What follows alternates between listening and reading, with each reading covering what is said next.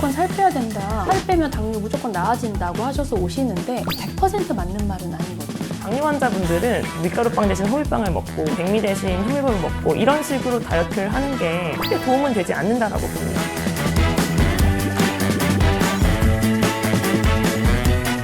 안녕하세요. 다이어트한의원 조혜린 원장입니다. 안녕하세요. 다이어트한의원 김민선 원장입니다. 원장 여기 오시기 전에 식사하고 오셨어요? 야무지게 먹었습니다. 물도 많이 드셨나요 오늘? 하루 몇 잔 정도 드세요? 하루에 10잔 이상은 마시는 것 같아요, 저는. 소변도 자주 보시나요? 자주 봅니다. 제가 이걸 여쭤보는 이유는 심한 갈증, 식욕, 그다음 잦은 소변 이 세 가지가 당뇨의 3대 증상이거든요. 오늘 우리 당뇨에 대해서 이야기 나눠보도록 하겠습니다.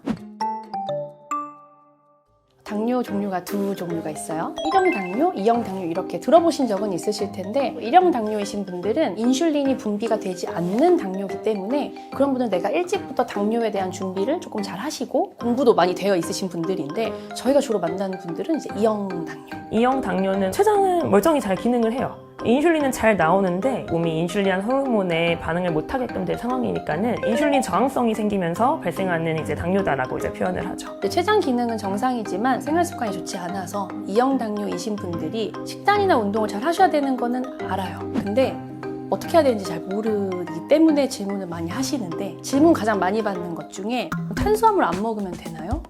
되게 많이 물어보시거든요. 일단은 탄수화물 이퀄 당은 아닙니다. 그러니까 탄수화물은 당질 말고 식이섬유도 있고 여러 가지가 동시에 합쳐져서 탄수화물로 이렇게 부르기 때문에 탄수화물 줄여야 된다 그건 아니고요.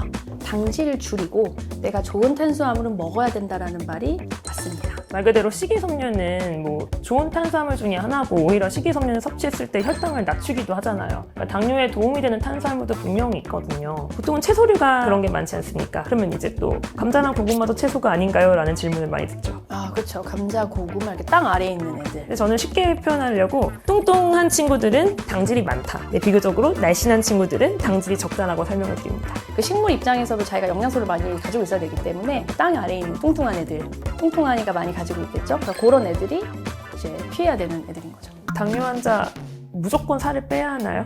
무조건 살 빼야 된다, 살 빼면 당뇨 무조건 나아진다고 하셔서 오시는데 어느 정도는 맞는 말이지만 100% 맞는 말은 아니거든요. 당뇨 환자들은 이미 그 내 혈당을 조절하는 기전이 어긋나 있기 때문에 일반 환자분들이랑 똑같이 다이어트를 하게 되다 보면은 저혈당 쇼크에 빠질 수도 있죠. 그렇죠. 보통 이제 우리가 다이어트라고 하는 것이 식사를 좀 줄이고 운동 많이 하시는 이 두 가지 축이기 때문에 저혈당 쇼크 진짜 위험할 수 있습니다. 적절한 운동은 건강한 삶을 위해 꼭 필요한 요소라고 말씀을 드리긴 합니다. 적절한 운동을 안 하시는 분들이 많죠.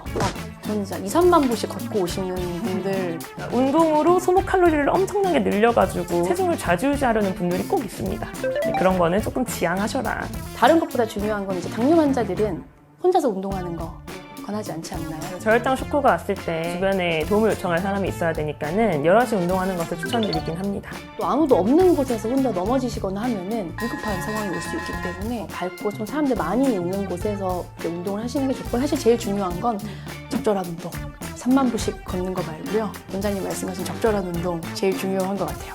밥 먹고 나서 한 30분 정도 동네 산책하셔라. 또 간헐적 단식 많이 하시잖아요. 이게 다양한 방법이 많지만 어쨌든 중요한 건 안 먹다가 많이 먹다가 안 먹다가 많이 먹다가 반복을 하는 건데 췌장 기능 자체에는 문제가 없지만 이걸 지키는 능력이 계속 떨어져요. 그러니까 이게 한 번에 많이 들어오면 이걸 잘 저장해놨다가 쓰고 해야 되는데 그게 안 되고 혈당이 올라갔다가 내려갔다 롤러코스터처럼 되니까 사실 간헐적 단식도 다이어트에 좋은 방법이라고 많이 하시지만 당뇨 환자 진짜 좀 조심하셔야 되는 부분인 것 같아요. 칼로리 제한이 다이어트의 근본이라고 하시는데 당뇨 환자분들한테도 칼로리 제한이 제일 중요한가요? 칼로리 제한보다는 한 가지 원칙만 지키라고 말씀을 드려요. 칼로리가 높은 걸 먹지 말라는 게 아니라 혈당을 올리는 친구들을 먹지 말라고 합니다. 섭취 칼로리가 많아서 살이 찌는 것만은 아니잖아요. 일단은 혈당 조절이 핵심인데 최대한 내가 혈당을 어떻게 안정화시키는 식습관을 가져가는 게 제일 중요한 것 같긴 해요. 어지럽거나 무기력하다, 뭐 쥐가 난다 말씀 많이 하시는데 당이 부족해서인가요? 아니요, 굶어서 그런 겁니다. 그러니까 섭취 에너지가 없기 때문에 그런 게 발생하는 거지 뭐 혈당이 급격하게 떨어져서 이런 거는 절대로 아닙니다. 탄수화물이나 지방, 단백질의 가장 기본적인 역할이 에너지를 내주는 거기 때문에 당을 만약에 제한을 하셔야 된다라고 우리가 이제 이야기를 하면 다른 걸로 섭취를 하셔야죠.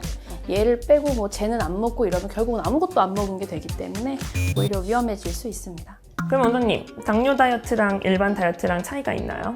근데 원칙적으로는 차이가 없습니다. 다만 이제 앞에 우리가 쭉 이야기했었던 당뇨 환자분들은 인슐린 분비 문제가 있기 때문에 혈당 조절이 잘 안 돼요. 그렇기 때문에 운동을 과격하게 하시거나 당질을 너무 섭취를 제한하셨을 때 오는 저혈당, 그 두 가지만 주의를 하시면 기본적인 원칙은 같습니다. 일반 다이어트 상식이 당뇨 환자에게는 적용이 안 되는 경우도 많아요. 다이어트를 한다라고 하면은 괜히 아침에 사과 먹어야 될 것 같고, 고구마 먹어야 될 것 같고, 밀가루빵은 안 좋아, 호밀빵 먹어야 될 것 같고, 백미는 혈당 올려, 현미를 좀 할까? 근데 어찌됐건 제가 항상 강조하는 거는 백미건, 현미건, 오곡이건, 귀리건, 뭐 어쩌고건 혈당을 빠르게 올리냐 천천히 올리냐의 차이지 결국에는 올리게 되는 거거든요. 좀 더 못되게 설명해드리면 저 그럼 쌀밥 먹는데 이제 내일부터 현미밥 드셔야 되겠다 하시면 뭐 황설탕이나 백설탕이나 다 똑같은 설탕이다 이렇게 말씀드리는데 원장님 말씀이 이제 그 얘기인 것 같아요. 그래서 이제 당뇨 환자분들은 밀가루빵 대신 호밀빵을 먹고 백미 대신 현미밥을 먹고 이런 식으로 다이어트를 하는 게 이제 크게 도움은 되지 않는다라고 봅니다. 물론 이제 당뇨 환자들의 경우에는 기본적으로 에너지 대사율도 떨어지고 그다음에 인슐린 저항성도 높기 때문에 똑같은 식단이나 운동을 하더라도 다이어트 속도에는 차이가 있을 수밖에 없습니다. 다른 사람들이랑 내가 똑같은 속도로 다이어트를 해야 되는 게 좋은 게 아니라 건강한 다이어트가 제일 중요하잖아요. 그렇기 때문에 원칙을 어기지 않고 포기하지 않으시고 꾸준하게 다이어트 하시는 게 제일 중요합니다.